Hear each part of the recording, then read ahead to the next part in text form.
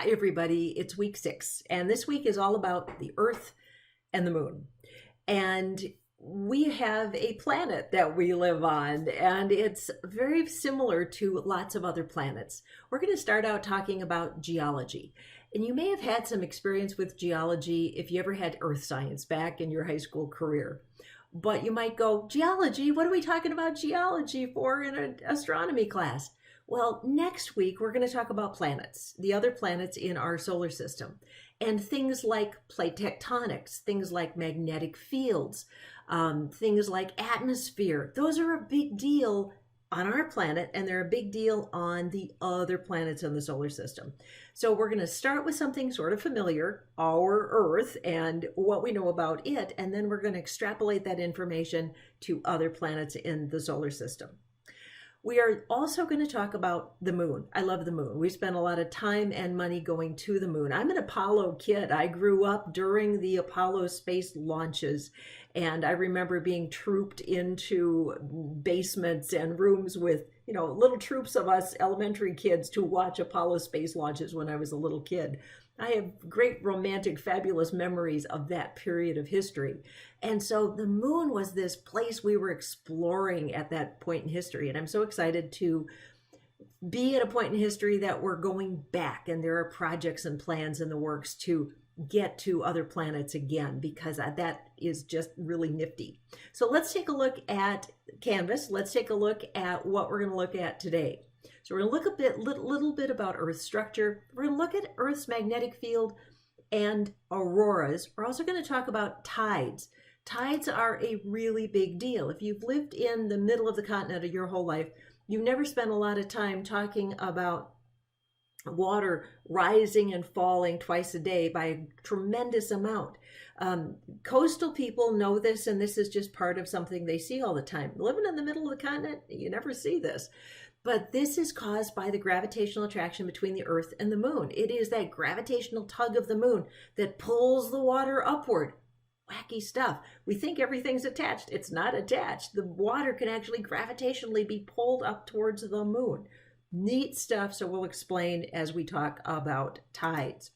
Then we're going to talk about the moon. Where did the moon come from? How did the moon change? Tidal locking. What do I mean by tidal locking? The moon actually rotates on its axis, but it rotates at just the right speed. So you and I see the same side all the time. Wild and crazy things. How did that occur? How long did it take to occur? And explain, what do I mean by tidal locking? Weird phraseology. So let's talk about our lab this week. Our lab this week, we're going to do some typical kind of geology stuff, because I want to get you into understanding our planet as we talk about understanding others. We're going to start off with density. And if you were in a face-to-face class, I would have you do this for real, but we're not. We're online. So I did the lab. I took measurements of volume and mass for 3 different kinds of rock that kind of create the parfait layers of the Earth. The center of the Earth, the middle of the Earth, the outside of the Earth. And when the Earth was molten, it parfaited out. Heavy stuff went to the middle, light stuff floated to the outside. And it just feels funny to say rock floated to the top, but it did. The low density rock is on the top, high density rock is down below. So I'm going to ask you to calculate the densities of these rocks. If you print the packet or have the packet from the bookstore, I know these numbers are very difficult to read. Please look at them online in order to get a good view of them. Then use these numbers. I give you the equation. You're going to have to do a tiny bit of dividing with your calculator, calculate the density of these rocks. Then we're going to talk about magnetic fields. Our Earth is surrounded by a magnetic field. Magnetic fields are so important to planets. They protect our atmosphere. Planets like Mars, with a really small atmosphere, most of their atmosphere has been ripped off by the sun's solar wind. And so our magnetic field, really important to protect our air and what allows us to breathe. So we're going to look at that magnetic field. We're going to start by looking at here's some resources to give you some pictures of three-dimensional magnetic fields, our friends at Purdue University, and some other resources. I want you to sketch magnetic fields, answer some questions about these, sketch the magnetic field around our planet. Again, answer some questions from notes and then from the resources I sent you to. I want you to go to the National Oceanic and Atmospheric Administration Aurora Predictor, Aurora Forecast. Now, Aurora Borealis, these auroras occur when the solar winds interact with the Earth's magnetic field at the north and south magnetic poles. Then those gases get excited and give off light, just like we talked about back in chapter 2 about high energy gases giving off light. Those auroras are something that are a good indicator of how much solar wind the sun is spitting out, and that can cause disruptions to power lines and aircraft and radio communication. So I want you to go to NOAA, National Oceanic and Atmospheric Administration, and look at their 30-minute forecast of auroras. I want you to sketch what it is at the moment you are there looking at it. I'm going to lead you to around their website and look at their predictor, the colors on their chart, the KP index. KP index is an indicator of how strong the solar wind is. It will change hourly. So when you look at it, it might be tiny little KP index, and then a day later, it might be really, really, really big. Big KP index means strong solar wind, and it can cause disruption to everything from, like as I mentioned, radio communications.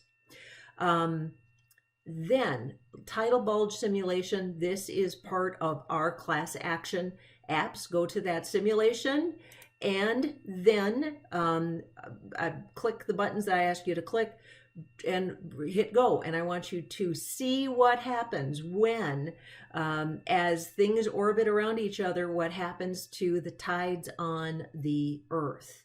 And just sketch these in. So as the simulation runs, sketch things in and see what occurs and answer the little questions. Last but not least, I want you to look at a map of the moon. Now, Google Maps can do a lot of wacky stuff. You do have to be in Google Chrome as your browser. It works much better than if you're in another browser to work Google Maps. But if you go to Google Maps, and you scroll out and you scroll out and you keep scrolling out, and you go to satellite view and keep scrolling out, you can come to maps of the moon, and it will actually show you maps of the moon. And I think it's really cool. You can it will show you, from your house, you can go to your town, and then you can go to your state, and then you can go to the United States. And if you keep scrolling out and out and out and out, it will take you off planet, and you can see Google Maps of the other planets inside of the entire solar system. And they actually have maps and things that are labeled. And I want you to look at the one for the moon. And what I want you to do in lab is I would like to have you actually label this is a picture of the moon. I apologize, these boxes are not live for typing, but if you've got a copy of it, you can just write in there when you scan these in. But these are the things I want you to label. Not everything, but the ocean of storms, sea of rains, frigid sea. You choose if you want to label them in English or Latin.